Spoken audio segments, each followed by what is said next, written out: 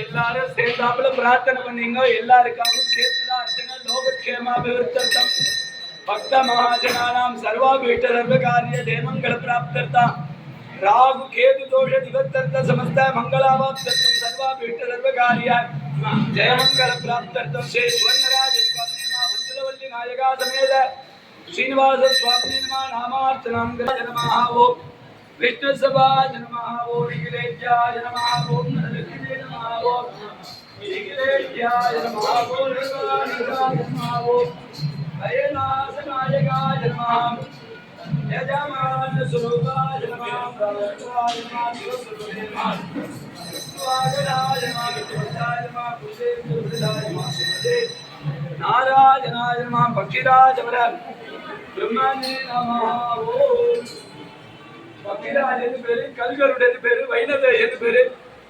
மற்ற ஊர்ல மரத்துல தங்கத்துல வெள்ளியில வாகனம், இங்க கல்லால வாகனம். வருஷத்துல 2 முறை சுவாமி புறப்பாடு. மார்கழி பங்குனில தாயாரின் பெருமாளை சேர்த்து வச்சதுனால எல்லா விதமான காரியங்களையும் பொறுத்து கொண்டார். குருவாரத்துல ரொம்ப விசேஷம், வியாழக்கிழமை முக்கியம். மார்கழி பங்குனில சுவாமி புறப்பாடு, பாக்கி டயத்துல பிரார்த்தனை கதிரசம் கிடையாது. அதுவும் இல்லாம இந்த புரட்டாசி சனிக்கிழமை 4 சனிக்கிழமை பெருமாளுடைய ஒவ்வொரு வாரமும் ஒவ்வொரு விதமான அலங்காரம்.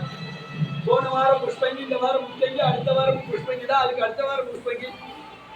இந்த வாரம் முத்தங்கி உள்ள சாத்திருக்கிறதுனால இங்கேயும் முத்தங்கி தான் சாத்திருக்கு. இன்னைக்கு புஷ்பங்கி அலங்காரம் இருக்கிறதுனால முத்தங்கி சாத்தல.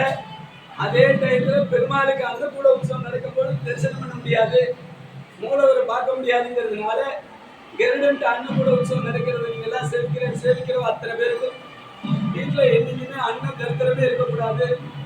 புஷ்பத்தினால தரிசனம் பண்ணும் பொழுது மனசுல உள்ள கஷ்டங்கள்லாம் நிவர்த்தி ஆகுது. முத்தங்கில தரிசனம் பண்றதுனால நவகிரக தோஷங்கள்லாம் பொறுத்து ரொம்ப விசேஷம். ரொம்ப வளப்பிரசாதி பிரார்த்தனா மூர்த்தி 6 கால் பூஜை. எப்ப வந்தாலுமே நம்ம கோயில்ல கருடனுக்குதான் அர்ச்சனை பண்ணிட்டு மேல பெருமாளை தரிசனம் தான்.